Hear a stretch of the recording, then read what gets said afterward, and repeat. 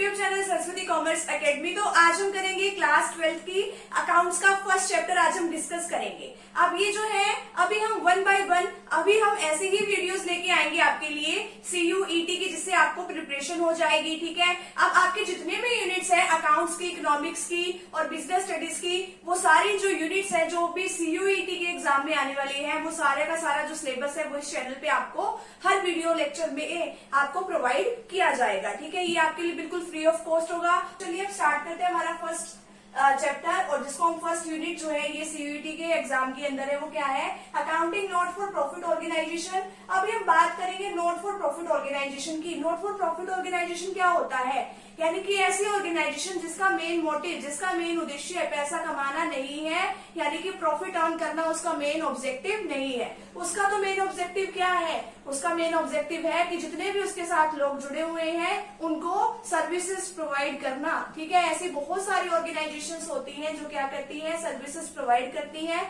उनका ये main motive नहीं होता कि हाँ भी हमें लोगों से प्रॉफिट अर्न करना है, कि जैसे सामान बेचा या कोई सर्विसेज दी और हमें होता है कि हमें क्या लेना है, हमें तो प्रॉफिट अर्न करना है। जैसे आप डॉक्टर के पास जाते हो, तो वो क्या करते हैं, आपसे अपनी कुछ फीस चार्ज करते हैं, 200 रुपीज, 250 रुपीज, तो ऐसी कुछ उनकी चार्जेस होती हैं। लेकिन इस तरीके की जो ऑर्गेनाइजेशन है, इनका मेन ऑब्जेक्टिव क्या है कि हमें लोगों को सिर्फ सर्विसेज प्रोवाइड करनी है, समाज का कल्याण करना इनका मेन ऑब्जेक्टिव होता है। तो चलिए इसकी डेफिनेशन देख लेते हैं क्या है। Organisation that are established with the aim of providing services to society. इसका मेन एम यानी कि इसका मेन ऑब्जेक्टिव क्या है, सोसाइटी को सर्विसेज प्रोवाइड करना, एंड नॉट प्रॉफिट अर्निंग, यानी कि प्रॉफिट अर्न करना इसका उद्देश्य नहीं है, are called not for profit organisation. इसको हम NPO के नाम से भी जानते हैं। अब देखो कि हाँ भी इसके अंदर NPO के अंदर आते क्या क्या है, हॉस्पिटल्स आते हैं, जैसे गवर्नमेंट हॉस्पिटल्स वगैरह लगा लो, स्कूल्स जो हैं, और या फिर रिलीजियस ऑर्गेनाइजेशन, कुछ धार्मिक ऑर्गेनाइजेशन, संस्थाएं बना दी जाती है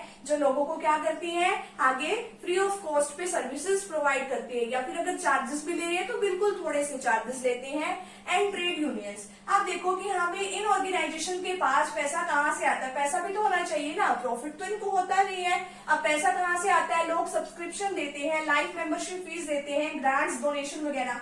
अब देखो डोनेशन दे दिया लोगों ने कि हाँ भाई आपको ये काम करवा लेना, तो लोग ऑर्गेनाइजेशंस वगैरह को डोनेशन देते हैं। लाइफ मेंबरशिप फीस क्या होता है, अब जो लोग जो हैं इनमें जो जाते हैं, ठीक है, जो मेंबर्स बनना चाहते हैं उनको ना फीस देनी पड़ती है। उनको ये है कि हाँ भाई हम हर महीने फीस नहीं दे सकते, तो वो क्या करते हैं, पूरी की पूरी जो है मेंबर बने रहने के लिए, अपनी पूरी जिंदगी के लिए फीस एक ही बारी में पे कर देते हैं, जिसको हम लाइफ मेंबरशिप फीस कहते हैं। और सब्सक्रिप्शन का मतलब क्या है कि यहाँ भी सब्सक्रिप्शन इसी का ही एक पार्ट है। अब आपको अगर ऑर्गेनाइजेशन में बने रहना है तो उसके लिए आपको कुछ फीस पेमेंट करनी पड़ेगी, मंथली जो है मंथली पे करनी पड़ती है या एनुअली पे करनी पड़ती है, तो उसके हिसाब से आपको सब्सक्रिप्शन पे करना पड़ता है।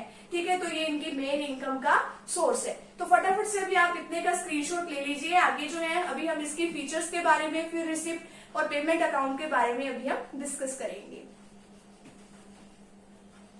नेक्स्ट टॉपिक जो हमारे पास है उसका नेम क्या है कि characteristics of not for profit organisation, यानी कि इसकी करेक्टरिस्टिक्स क्या क्या है। अभी हमने अपने प्रीवियस वीडियो लेक्चर में हमने सीखा था कि यहाँ पे नॉट फॉर प्रॉफिट ऑर्गेनाइजेशन कहते किसको है, उसका एक एग्जांपल भी सीखा था, और उसको कहाँ से इनकम मिलती है वो भी सीखा था। अब आगे है कि इसकी फीचर्स, या फिर हम इसको कह सकते हैं कि हम इसकी करेक्टरिस्टिक्स क्या क्या है। इसका फर्स्ट पॉइंट है मेन एम इज सर्विस, यानी कि जो इसका नॉट फॉर प्रॉफिट ऑर्गेनाइजेशन का जो मेन उद्देश्य है, मेन ऑब्जेक्टिव है, वो क्या है, सर्विस प्रोवाइड करना है, प्रॉफिट अर्न करना नहीं है। ठीक है, नेक्स्ट है मैनेज बाय इलेक्टेड मेंबर्स, यानी कि जो इसको चलाया जाता है, जो नॉट फॉर प्रॉफिट ऑर्गेनाइजेशन को जो चलाने वाले लोग हैं, उसमें कुछ मेंबर्स को हम क्या करते हैं, इलेक्ट करते हैं, और वो जो मेंबर्स हैं वो इसका मेंबरशिप लेते हैं। अब मेंबरशिप वो किस फॉर्म में देते हैं, अपना कुछ ना कुछ वो अब अपने तरफ से वो डोनेशन भी देंगे, और क्या करते हैं, इनकी मेंबरशिप फीस होती है, अब उसको पे करके ये इसके क्या बन जाते हैं, मेंबर्स, और उनके द्वारा जितना भी काम किया जाता है वो ये सारा काम जो है संभालते हैं, किसका, नॉट फॉर प्रॉफिट ऑर्गेनाइजेशन का। नेक्स्ट है मेजर सोर्सेज ऑफ इनकम, यानी कि इनको मेन जो इनकम है वो कहाँ से मिलती है, डोनेशन से। अब देखो कि जो जितनी भी ऑर्गेनाइजेशन ऐसी बनी होती है, इनको काफी सारे लोग जो है वो क्या करते हैं, डोनेशन देके जाते हैं, गवर्नमेंट भी इनको ग्रांट देती है, सब्सक्रिप्शन, यानी कि अगर लोगों को मेंबर बनना है इसका तो वो क्या देंगे, अपनी तरफ से फीस देंगे, या तो मंथली फीस हो सकती है या एनुअली फीस हो सकती है। नेक्स्ट है surplus not distributed among its member, यानी कि जो सरप्लस है वो इसके मेंबर्स में डिस्ट्रीब्यूट नहीं किया जाता। अब सरप्लस का मतलब क्या है? अब देखो, वैसे तो हमने सीखा था कि हाँ भी प्रॉफिट होता है, ऑर्गेनाइजेशन में लॉस होता है। अब इसमें प्रॉफिट को प्रॉफिट नहीं कहते, इसको क्या कहते हैं? सरप्लस कहते हैं। ठीक है, लॉस को लॉस नहीं कहते, इसमें क्या कहते हैं? डेफिसिट कहते हैं। तो इसने कहा है कि अगर मान लो प्रॉफिट यानी सरप्लस हो जाए तो वो इसके मेंबर्स के बीच में नहीं बांटा जाता। अब सरप्लस किस तरीके से होता है? अगर इसको जो मिलने वाले इनकम जो है और इनको खर्चा करना पड़ रहा है कम, तो होता है वो सरप्लस। अगर एक्सपेंडिचर ज्यादा हो जाते हैं, खर्चे ज्यादा हो जाते हैं, इनकम कम रह जाती है, तो उसको क्या कहते हैं? डेफिसिट। तो यानी अगर सरप्लस हो रहा है तो उसके मेंबर्स के बीच में नहीं बांटा जाएगा। नेक्स्ट इसमें अकाउंट्स वगैरह प्रिपेयर किए जाते हैं, फॉर्म्स ऑफ अकाउंट। किस तरीके से अकाउंट बनते हैं? रिसिप्ट और पेमेंट अकाउंट बनता है, इनकम एंड एक्सपेंडिचर अकाउंट बनता है, बैलेंस शीट बनती है। अभी हम वन बाय वन इसके अंदर भी इन सभी को डिस्कस करेंगे कि रिसिप्ट और पेमेंट अकाउंट कैसे बनता है, इनकम एंड एक्सपेंडिचर कैसे बनता है और बैलेंस शीट कैसे बनती है। ठीक है, तो फटाफट से पहले आप अभी इतने का स्क्रीनशॉट ले लीजिए। नेक्स्ट जो है हमारे पास चैप्टर 1 में क्या नेक्स्ट टॉपिक है? Difference between not for profit organisation and profit earning organisation. अब यानी कि ऐसी ऑर्गेनाइजेशन जिनका मेन ऑब्जेक्टिव जो है प्रॉफिट अर्न करना नहीं होता, और ऐसी ऑर्गेनाइजेशन जिनका मेन ऑब्जेक्टिव ही प्रॉफिट अर्न करना होता है, तो हमें उसके बीच में डिफरेंस बताना है। तो पहला पॉइंट तो हमारा यही बन जाएगा कि इसका प्राइमरी मोटिव क्या है, यानी मेन उद्देश्य क्या है। अब नॉट फॉर प्रॉफिट ऑर्गेनाइजेशन का मेन ऑब्जेक्टिव प्रॉफट तो अर्न करना होता नहीं है, क्या होता है? सर्विसेज प्रोवाइड करना। और प्रॉफिट अर्निंग ऑर्गेनाइजेशन का क्या होता है? प्रॉफिट अर्न करना। नेक्स्ट है फाइनेंशियल स्टेटमेंट, यानी कि किस तरीके के इसमें अकाउंट बनते हैं। इसमें किस तरीके के अकाउंट बनते हैं? Receipt and payment account, income and expenditure account and balance sheet. अभी हम इसको वन बाय वन डिस्कस करेंगे, यानी कि कितनी रिसिप्ट हमारे पास आ रही है और कितनी पेमेंट हम कर रहे हैं। तो वो जो है ये कैश बेसिस पे बनता है, इस तरीके से हम इसमें बना देते हैं। इनकम एंड एक्सपेंडिचर अकाउंट यानी कितनी इनकम आई, कितना हमने खर्चा किया है, वो लिखते हैं। अब हम इसमें देखेंगे कि रिवेन्यू एक्सपेंडिचर है या कैपिटल है, वो अभी हम इसको जो है आगे अच्छे से डिस्कस करेंगे। लेकिन प्रॉफिट अर्निंग ऑर्गेनाइजेशन में तो आप क्लास प्लस वन में भी पढ़ के आए हो, trading account, profit and loss account, balance sheet बनता है। ठीक है, नेक्स्ट है सरप्लस वर्सेस प्रॉफिट। अगर मान लो कि इसके अंदर हमें प्रॉफिट होता है, प्रॉफिट अर्निंग ऑर्गेनाइजेशन में तो उसको प्रॉफिट और लॉस बोलते हैं ना, कि हाँ भी अगर हमारी जो है इनकम ज्यादा है, खर्चे कम है, तो हम उसको प्रॉफिट बोलते हैं। लेकिन अगर इसमें हमारी इनकम ज्यादा है, खर्चे कम है, तो हम उसको क्या बोलेंगे? सरप्लस। अगर खर्चे ज्यादा है, इनकम कम है, ठीक है, खर्चे ज्यादा है लेकिन इनकम क्या है? कम, तो उसको क्या बोलेंगे? लॉस। और इस केस में हम इसको क्या बोलते हैं? डेफिसिट। नेक्स्ट है कैपिटल वर्सेस कैपिटल फंड। अब आपने देखा होगा कि बैलेंस शीट में आप क्या बनाते हो? कैपिटल अकाउंट के नाम से आप लिखते हो ना, कैपिटल लिखते हो। लेकिन इसके अंदर हम कैपिटल नहीं लिखते, बस उसका नाम चेंज कर दिया, इसमें कैपिटल फंड कहते हैं। नेक्स्ट है डिस्ट्रीब्यूशन ऑफ प्रॉफिट। अब जो प्रॉफिट होता है, यानी कि जो इसके अंदर सरप्लस आया, वो हम क्या डिस्ट्रीब्यूट कर देते हैं? इसके जितने भी मेंबर्स होते हैं, डिस्ट्रीब्यूट नहीं करते। जो कैपिटल फंड है ना, उसके अंदर हम सरप्लस को ऐड कर देते हैं। और इसके अंदर क्या होता है? जितना भी हमारे पास प्रॉफिट आता है वो हम अपने ऑनर्स में, यानी कि जो उसके मालिक होते हैं उसके बीच में हम डिस्ट्रीब्यूट कर देते हैं। तो छोटा सा डिफरेंस है, तो फटाफट से भी आप इसका स्क्रीनशॉट ले लीजिए। नॉट फॉर प्रॉफिट ऑर्गेनाइजेशन में जो यूनिट 1 है हमारी, उसके अंदर जो हमारा नेक्स्ट टॉपिक है उसका नाम क्या है? Books of accounts. यानी कि इसके अंदर नॉट फॉर प्रॉफिट ऑर्गेनाइजेशन में कौन कौन सी बुक्स ऑफ अकाउंट्स जो है वो बनाते हैं। ठीक है, ये भी जो है एक सीयूईटी का जो हमारी यूनिट फर्स्ट का एक मेन टॉपिक है, तो जरा इसको ध्यान से समझिएगा। बुक्स ऑफ अकाउंट्स कौन कौन से बनते हैं इसके अंदर? रिसिप्ट और payment account, income and expenditure account and balance sheet. ठीक है, अभी हम इसको वन बाय वन डिस्कस करेंगे। तो अभी जो हम ये वाला वीडियो सेशन कर रहे हैं उसके अंदर रिसिप्ट और पेमेंट अकाउंट के बारे में अभी हम डिस्कस कर रहे हैं। तो रिसिप्ट और पेमेंट अकाउंट क्या होता है? Is a summary of actual cash receipt and payment. यानी कि जो हमें एक्चुअल में जो कैश रिसिप्ट हुई है, जितनी भी हमें एक्चुअल में कैश मिली है, वो हम इसके अंदर रिकॉर्ड करते हैं। जितनी भी हमने एक्चुअल में कैश में पेमेंट करी है, वो सब जो है इसके अंदर रिकॉर्ड करते हैं। ठीक है, ऑल कैश रिसीव्ड जो है, अब इसके अंदर देखो, अब ये जो है हमारा रिसिप्ट और पेमेंट अकाउंट है, एक इसकी डेबिट साइड होती है, एक इसकी क्रेडिट साइड होती है। ठीक है, अब एक इसकी क्या होती है रिसिप्ट और पेमेंट अकाउंट की?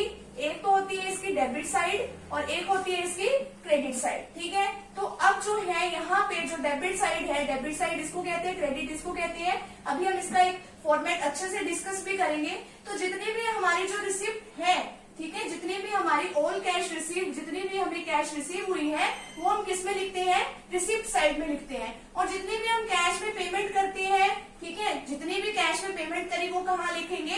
पेमेंट साइड में, यानी कि इसको क्रेडिट साइड में लिखेंगे। ठीक है, इसके अंदर जितने भी कैश की और बैंक से रिलेटेड ट्रांजेक्शन है सभी को रिकॉर्ड किया जाता है। और ये रियल नेचर का है। रियल नेचर का मतलब क्या है, debit words comes in and credit words goes out. यानी कि जो डेबिट साइड पे हम क्या लिखते हैं, जो जो हमें मिला है, और क्रेडिट पे जो चला गया है उसको हम लिखते हैं। हमने आगे क्या इसमें दिया गया है कि नॉन कैश ट्रांजेक्शन को जो भी, क्योंकि कैश बेसिस पे बनाया जाता है, ठीक है, तो इसके अंदर नॉन कैश ट्रांजेक्शन्स को हम रिकॉर्ड नहीं करते।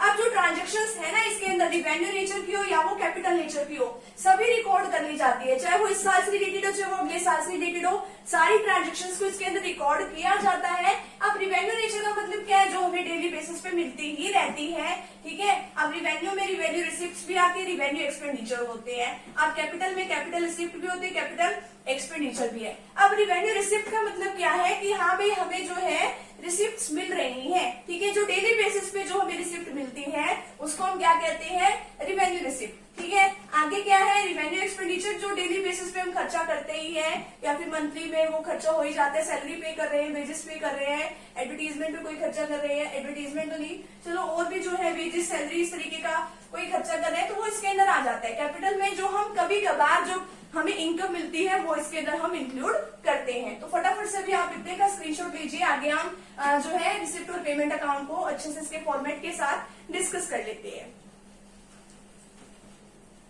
अब ये है हमारे पास एक छोटा सा क्वेश्चन कि जिसके थ्रू हम क्या समझ सकते हैं रिसिप्ट और पेमेंट अकाउंट के बारे में, कि रिसिप्ट और पेमेंट अकाउंट जो है वो किस तरीके से बनता है। अब मैंने आपको पहले ही बताया था कि रिसिप्ट और पेमेंट अकाउंट पे हमारे पास दो साइड होते हैं। एक साइड होती है हमारे पास डेबिट, इधर वाली साइड को हम डेबिट साइड कहते हैं, इधर वाली साइड को हम क्रेडिट साइड कहते हैं, इतना तो आपको पता होगा।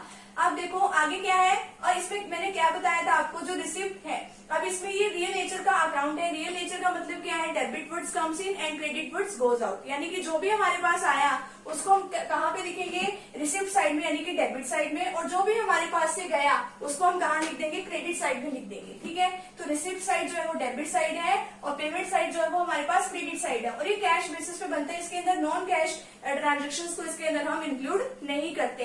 और इसके अंदर एक और मेन बात क्या है कि यहाँ पे चाहे वो रिवेन्यू नेचर की कोई आइटम हो या वो कैपिटल नेचर की कोई आइटम हो, हम सारी की सारी इंक्लूड कर देते हैं। हमें तो सिर्फ ये देखना है कि हाँ भाई हमारे पास कितना पैसा आया, कितना गया। और जो है इसके अंदर लास्ट में जो है बीएफ का मतलब क्या होता है, बैलेंसिंग फिगर होता है। हमें लास्ट में तो कैश का बैलेंस नहीं दिया होगा या फिर बैंक का बैलेंस नहीं दिया होगा, तो जो आगे जो है इसमें हम टोटल करके जो भी हमें लगता है उसमें से डिडक्ट करके हम आगे जो इसका बैलेंस निकाल लेते हैं। तो ये आपको फॉर्मेट तो समझ आ गया होगा। अब ये क्वेश्चन दे रखा है आपको, ओपनिंग बैलेंस दे रखा है कैश इन हैंड और कैश एट बैंक का 5000 25,000 का। आगे क्या होता है, सब्सक्रिप्शन। सब्सक्रिप्शन का मतलब क्या होता है, जब भी लोग हमारी ऑर्गेनाइजेशन में आते हैं मेंबर्स बनने, तो उनको ना कुछ फीस वगैरह की पेमेंट करनी पड़ती है, ठीक है, ताकि वो उनकी सर्विसेज ले सके, तो वो फीस पे करते हैं। तो वो है इसमें डोनेशन जो है किसी बात का मिला होगा, इन्वेस्टमेंट परचेज करे हैं तो क्या होगा, खर्चा होगा, रेंट पे किया है खर्चा है, जर्नल एक्सपेंसेस है तो खर्चे ही है, पोस्टेज एंड स्टेशनरी पे भी खर्चा किया है, कोरियर चार्जेस है ये भी खर्चा है, सैलरी एक्सपेंसेस है ये भी खर्चा है। और ये क्या है, क्लोजिंग कैश इन हैंड है। अब कैश इन हैंड का क्लोजिंग बैलेंस तो दे दिया, लेकिन क्लोजिंग जो है वो कैश एट बैंक नहीं दिया, वो हमें निकालना है, ठीक है। तो इसके अंदर ये सब हमें दिया है। अब जो ओपनिंग बैलेंस है वो तो हम कहाँ लिखते हैं, डेबिट साइड में लिखते हैं, और जो क्लोजिंग है वो हम क्रेडिट साइड के बिल्कुल लास्ट में लिखते हैं। तो सबसे पहले जो है हमें स्टार्ट करना है यहाँ पे टू बैलेंस ब्रॉट डाउन से, कैश और बैंक का बैलेंस लिखना है। कैश इन हैंड का कितना है 5000, वो हमने लिख लिया। कैश एट बैंक का कितना है 25,000। सब्सक्रिप्शन मिला यानी कि हमें इनकम मिली, तो टू सब्सक्रिप्शन में हम कितना लिख देंगे 1,65,000। डोनेशन मिला है हमें 35,000 का। आगे क्या है, इन्वेस्टमेंट परचेज करे हैं, अभी हमारा खर्चा है तो हम कहाँ लिखेंगे, खर्चे वाली साइड यानी क्रेडिट साइड में 80,000 से। बाय रेंट पेड ये भी खर्चा है 20,000 का, खर्चे वाली साइड लिख दिया। जर्नल एक्सपेंसेस है कितने हैं 21,500 के। पोस्टेज और स्टेशनरी का खर्चा है 2,000 का। कोरियर चार्जेस जो है हमारे वो कितने के हैं 1,000 के। सैलरी एक्सपेंसेस जो है वो 2,500 का। ये सब खर्चा है हमारा। अब आगे क्या है, क्लोजिंग कैश इन हैंड। यहाँ पे टू बैलेंस ब्रॉट डाउन, ये ओपनिंग बैलेंस था। अब बाय बैलेंस कैरी डाउन से अभी हमें कैश का बैलेंस दिया हुआ है, कैश इन हैंड का बैलेंस कितना है 12,000। अभी हमें कैश एट बैंक का भी बैलेंस निकालना पड़ेगा, तो हम इस साइड का टोटल कर लेंगे। इस साइड का टोटल हम आया हमारे पास 2,30,000 और इस साइड का टोटल कर लेंगे, ठीक है। टोटल करने से क्या होगा, जो ये 2,30,000 है उसमें से जो जितना भी इसका टोटल बना है वो हम माइनस कर देंगे, तो हमारे पास आ जाएगा 91,000। तो दोनों साइड्स को हम क्या कर देंगे, इक्वल यहाँ पे शो कर देंगे। तो ये है हमारे पास रिसिप्ट एंड पेमेंट अकाउंट। तो फटाफट से अभी आप इतने का स्क्रीनशॉट ले लीजिए। आगे जो है अभी हम इसके इनकम एंड एक्सपेंडिचर अकाउंट और जो बैलेंस शीट है उसके बारे में डिस्कस करेंगे। नेक्स्ट टॉपिक है हमारे पास इनकम एंड एक्सपेंडिचर अकाउंट। अब इनकम एंड एक्सपेंडिचर अकाउंट किस तरीके से होता है, जैसे हम trading and profit and loss account बनाते थे, जो उसमें प्रॉफिट एंड लॉस अकाउंट बनाते थे हम, तो उसी तरीके से हम ये इनकम एंड एक्सपेंडिचर अकाउंट जो है वो हम बना देते हैं। ठीक है, अब प्रॉफिट और लॉस में हमें क्या पता लगता था, नेट प्रॉफिट पता लगता था या नेट लॉस पता लगता था। लेकिन जो इनकम एंड एक्सपेंडिचर अकाउंट है उसके अंदर हमें सरप्लस या डेफिसिट का पता लगता है। सरप्लस को हम प्रॉफिट भी कह सकते हैं और डेफिसिट जो है वो लॉस की तरह ही होता है।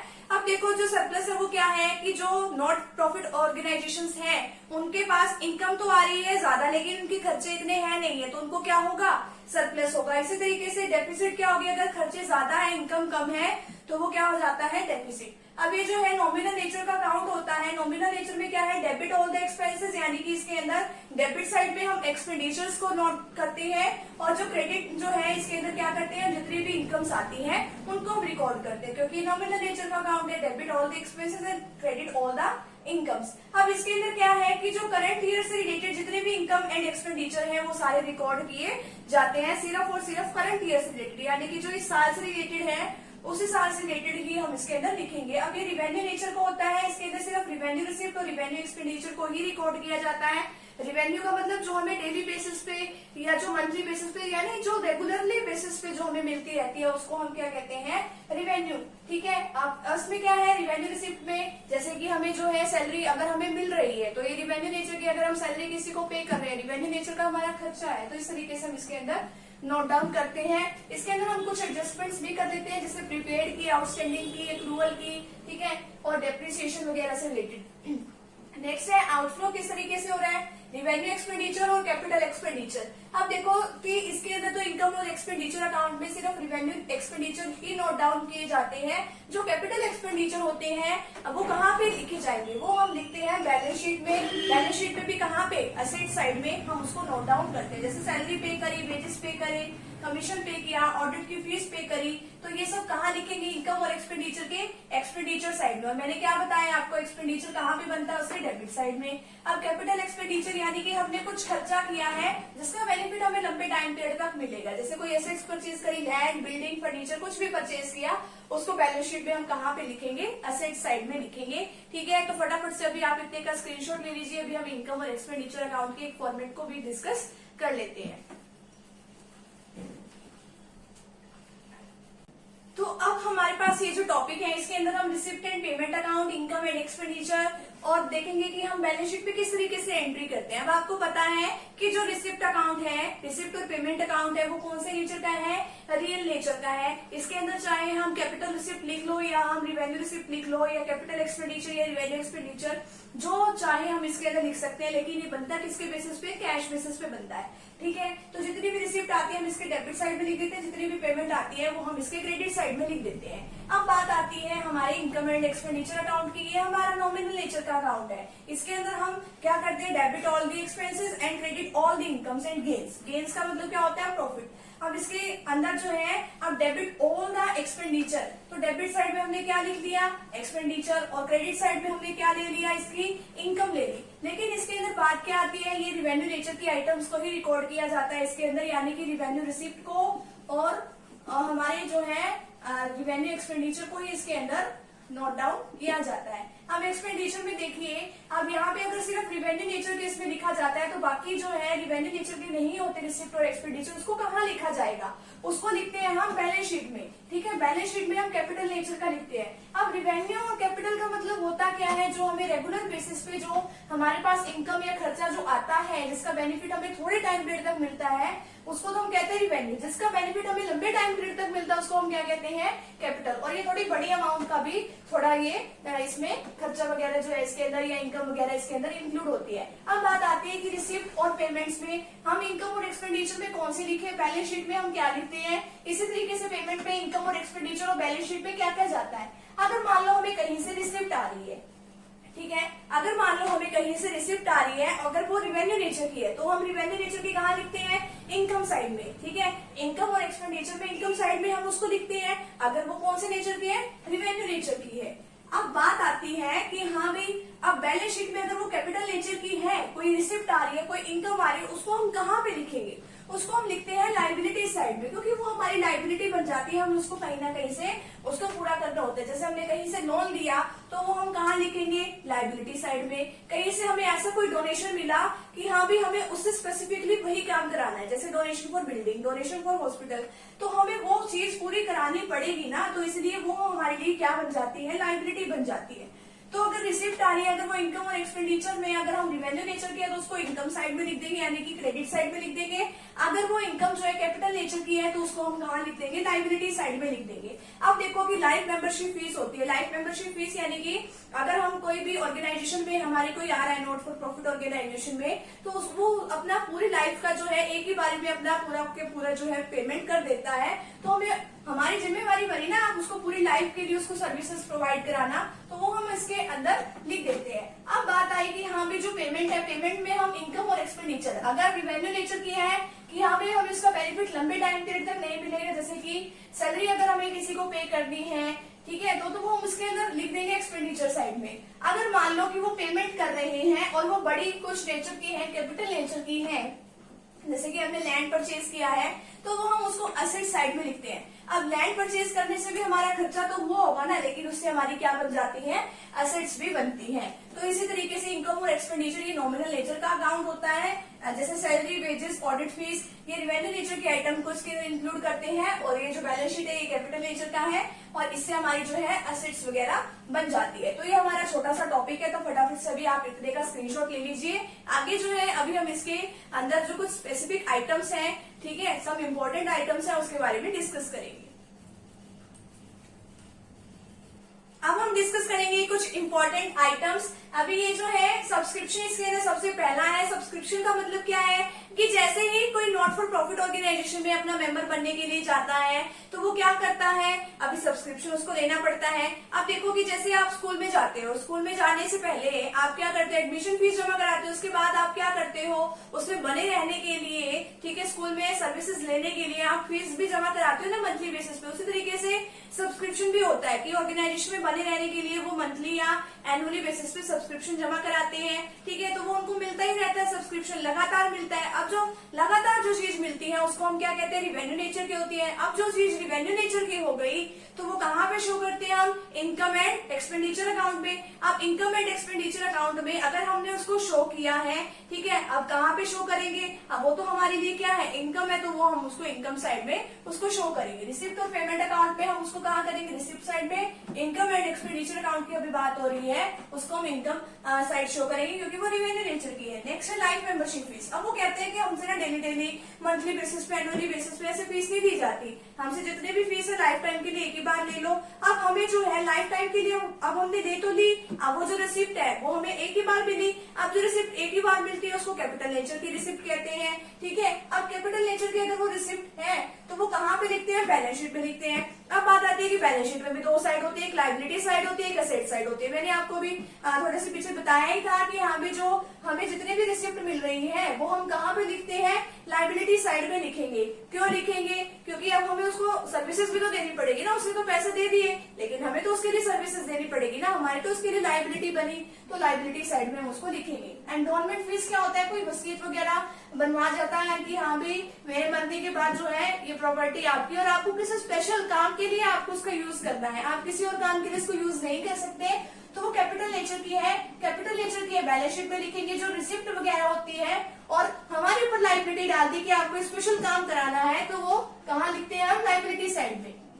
नेक्स्ट है एंट्रेंस या एडमिशन फीस। अब कोई एंट्रेंस फीस भी लेता है, एंट्रेंस यानी कि हाँ भी उसको जाना है, उसमें ऑर्गेनाइजेशन में जाना पड़ा, ठीक है, तो सबसे पहले उसकी एंट्रेंस फीस लगती है, जैसे आपकी एडमिशन फीस लगती है।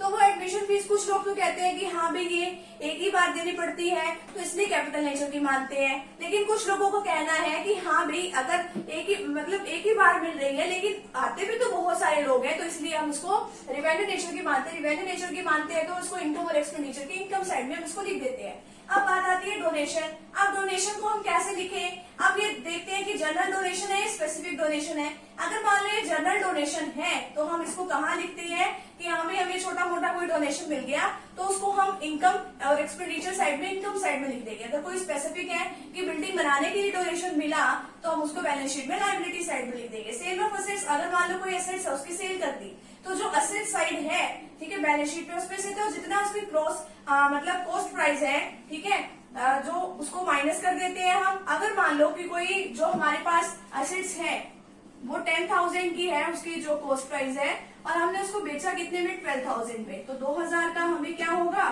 प्रॉफिट हो गया ना। तो वो प्रॉफिट कहाँ लिख देंगे? प्रॉफिट को लिख देंगे हम और इनकम और एक्सपेंडिचर की इनकम साइड में। अगर लॉस हो जाता है, अगर 12,000 के कोई एसेट्स है, ठीक है, 10,000 में बेची है तो हमें लॉस हो गया 2,000 का, वो हम इनकम और एक्सपेंडिचर के एक्सपेंडिचर साइड में लिख देते हैं। और असेट्स की जो वैल्यू है वो हम 12,000 थोड़ी माइनस करेंगे, वो हम कितनी माइनस करेंगे? 10,000, जो कि उसका कॉस्ट प्राइस है। नेक्स्ट है सेल ऑफ न्यूज़पेपर, इनकम और एक्सपेंडिचर के इनकम साइड में।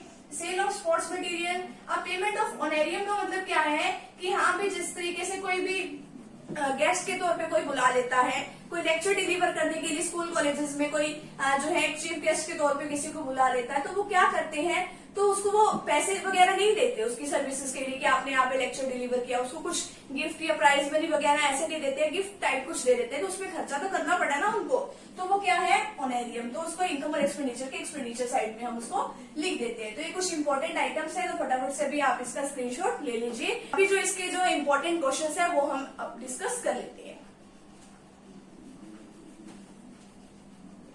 इसके अंदर जो हमारा नेक्स्ट टॉपिक है उसका नेम है फंड बेस्ड अकाउंटिंग। अब फंड बेस्ड अकाउंटिंग क्या होती है? इसके अंदर देखिए, अब लाइबिलिटी साइड है, हमारे पास असेट साइड है। असेट साइड में हम असेट्स लिखते हैं।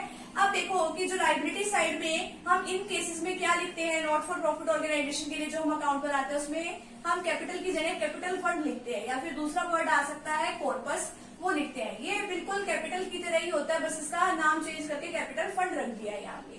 और आपको पता है कि अगर रिसिप्ट होती है तो इनकम और एक्सपेंडिचर में और बैलेंस शीट में हम कब कब लिखते हैं? अगर रिवेन्यू नेचर की है रिसिप्ट तो उसको इनकम एंड एक्सपेंडिचर में इनकम साइड में लिखते हैं। अगर वो मान लो कैपिटल नेचर की है तो उसको हम कहाँ लिखते हैं? बैलेंस शीट में लायबिलिटी साइड में, क्योंकि वो हमारी लायबिलिटी बन जाती है। अब इसके अंदर एक क्वेश्चन है कि स्पोर्ट्स फंड है। अब देखो फंड मिला है, किसके लिए मिला है? स्पोर्ट्स के लिए मिला है, स्पेसिफिक पर्पस के लिए मिला है। कितना मिला है? 2 लाख रुपीज का। अगर हमें कोई स्पेसिफिक पर्पस के लिए मिलता है तो हम उसको क्या मानते हैं? उसको मानते हैं हम अपने लिए एक लायबिलिटी, वो बैलेंस शीट में लिखते हैं हम, तो वो उसको कैपिटल रिसिप्ट मानेंगे और उसको बैलेंस शीट में लायबिलिटी साइड में लिखेंगे। और अब देखो कि स्पोर्ट्स प्राइज अवॉर्डेड, अब स्पोर्ट्स के लिए अब उनके लिए प्राइज भी रखे गए हैं बच्चों के लिए, वो कितने हैं? 40,000 के। अगर मान लो सिर्फ ये केस होता कि स्पोर्ट प्राइज अवॉर्डेड, ठीक है, इसके लिए फंड ना दिया होता तो हम इसको लिखते इनकम और एक्सपेंडिचर के एक्सपेंडिचर साइड में। लेकिन अगर इसके साथ फंड दिया हुआ है और इसके लिए हम इतने कैश अवॉर्ड किए गए हैं तो हम उसको क्या करेंगे? जितना हमें फंड मिला है उसमें से उसको माइनस कर दो, यानी उतने से तो हमारी लायबिलिटी कम हो जाएगी। तो बैलेंस शीट में लायबिलिटी साइड में लिखो स्पोर्ट्स फंड कितने का है? 2 लाख रुपीज का। अब प्राइस कितने अवॉर्डेड किए गए हैं? वो कितने करे गए हैं?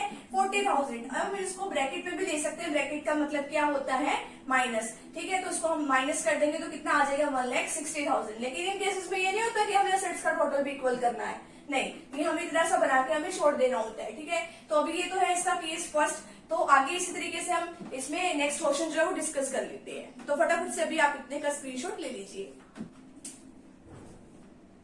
आगे जो है वो केस सेकंड में हमारे पास क्या क्वेश्चन है? आगे हमारे पास क्वेश्चन है कि मैच एक्सपेंसेस कितने के हैं? 1 लाख रुपीज के। मैच फंड कितने का है? 4 लाख का। डोनेशन मिला है मैच के लिए, फंड के लिए 2,40,000। सेल कितने की हुई है? Match tickets 3,60,000। तो सबसे पहले अब हमें देखना क्या है? मैच फंड कितने का है? जो मैच फंड है वो क्या है? कैपिटल रिसिप्ट है। कैपिटल रिसिप्ट है, हम उसको कहाँ लिखते हैं? बैलेंस शीट में। बैलेंस शीट में कहाँ लिखेंगे हम उसको? लायबिलिटी साइड में। कितने से लिखेंगे? 4 लाख रुपीज से हम उसको लिख देंगे, ठीक है। तो यहाँ पे लिख दिया मैच फंड, ठीक है, कितने का? 4 लाख रुपीज का। अब देखेंगे कि क्या इससे रिलेटेड कोई खर्चा है। अब हमने फंड को यहाँ पे बैलेंस शीट में ही क्यों लिखा है? क्योंकि ये स्पेसिफिक पर्पज से रिलेटेड था। तो अब इसके रिगार्डिंग जो खर्चे हैं, खर्चे क्या है? एक्सपेंसेस है। खर्चे में हम क्या करते हैं? माइनस करते हैं। तो पहले देख लो इससे रिलेटेड कुछ और इनकम दी हुई है? हाँ, दी हुई है। डोनेशन दिया हुआ है। वैसे तो डोनेशन हम देखते हैं कि जनरल है, स्पेसिफिक। अगर स्पेसिफिक होता है तो हम बैलेंस शीट में लिखते हैं। तो ये स्पेसिफिक तो है ही, क्योंकि मैच फंड के लिए दिया गया। कितना है? 2,40,000। इसको हम कर देंगे इसमें ऐड। आगे क्या है? Sale of match tickets. अब सेल हुई है, स्पेसिफिक सेल हुई है मैच टिकट्स की, कितने की हुई है? 3,60,000। तो अब ये जो है फंड में हमने ये वाला और ये वाला ऐड कर दिया। कितना है यहाँ पे? 10 लाख रुपीज का। अब मैच के एक्सपेंसेस कितने हैं वो हम माइनस कर देंगे। 8 लाख, तो कितना आ जाएगा हमारे पास? 2 लाख। ठीक है, तो यहाँ पे जो हमारा क्वेश्चन है यहीं पे कंप्लीट है। तो एक और क्वेश्चन अभी हम इसके अंदर डिस्कस कर लेते हैं, फिर हमारा जो यूनिट नंबर 1 है यहीं पे कंप्लीट हो जाएगी। लास्ट क्वेश्चन चलिए अब हम देख लेते हैं। इसमें क्या है? स्पोर्ट्स फंड कितने का है? 35,000। तो स्पोर्ट्स फंड है। अब फंड जो है वो किसी स्पेशल चीज के लिए दे रखा है, तो वो कैपिटल नेचर का है। कैपिटल नेचर का उसको बैलेंस शीट में लायबिलिटी साइड में लिख देंगे 35,000 से। नेक्स्ट क्या है? Sports fund investment. अब ये क्या करिए? इन्वेस्टमेंट करिए। इन्वेस्टमेंट जो करते हैं वो क्या होती है? हमारी असेट्स। तो इसलिए हम इसको असेट साइड में लिख देंगे स्पोर्ट्स फंड इन्वेस्टमेंट 35,000 से। आगे क्या है? Income from sports fund investment. अब हमें इनकम मिल रही है। अब देखो कि अगर हमें इनकम मिलती है, अगर वो रिवेन्यू नेचर की होती है, तो वो हम उसमें कहा लिख लेते हैं? उसको लिख देते हैं हम इसमें इनकम एंड एक्सपेंडिचर के इनकम साइड में। अब ये जो इनकम है वो किसी स्पेसिफिक उससे है, स्पोर्ट्स फंड इन्वेस्टमेंट की है। वो कितने की है? 4,000 की। तो वो स्पोर्ट्स फंड में ऐड कर देंगे 4,000।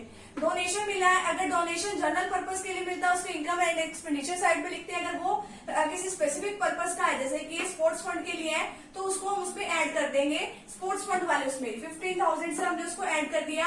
आगे क्या? Sport prize awarded. जिन जिन्होंने पार्टिसिपेट किया था उनको प्राइजेस दिए गए, यानी कि हमारा खर्चा है। तो जितनी भी इनकम है उन तीनों को हमने जोड़ लेना है। यहाँ पे ऐड कर लिया। यहाँ पे तीनों को कितना आ गया? 54,000। अब ये जो स्पोर्ट प्राइज अवॉर्डेड है 10,000 के, उसको हम माइनस कर देंगे। स्पोर्ट प्राइज अवॉर्डेड 54,000 में से 10,000 को माइनस किया, 44,000 आ गया। आगे क्या है? Expenses on sport event. तो अब ये भी खर्चा है हमारा, तो 4,000 को अब इसमें से और माइनस कर देंगे, क्योंकि ये स्पोर्ट्स से रिलेटेड है, तो इसी में से ही माइनस कर देंगे। 44,000 में से 4,000 जो वो एक्सपेंसेस ऑन स्पोर्ट्स इवेंट्स के माइनस कर दिए, तो 40,000 हमारा आ गया। इधर 40,000 है, इधर 35,000 है। इधर हमने ये नहीं है कि इनको मैच करना है, नहीं, क्योंकि इस तरीके की बैलेंस शीट में हम मैच वगैरह नहीं करते हैं। ठीक है, तो यहाँ पे जो हमारा CUET का जो हमारा क्लास 12 अकाउंटेंसी का फर्स्ट चैप्टर जो है, फर्स्ट यूनिट जो है यहीं पे कंप्लीट होती है। तो अगर आपको ऐसे ही लगातार आपको वीडियोस देखनी है तो प्लीज चैनल को सब्सक्राइब जरूर कर लेना। वीडियो अच्छी लगी हो तो वीडियो को प्लीज लाइक जरूर कीजिएगा, तो अपने फ्रेंड सर्कल में वीडियो को जरूर शेयर कीजिएगा। तो मिलते हैं नेक्स्ट टॉपिक के साथ, नेक्स्ट वीडियो के साथ। Thank you very much.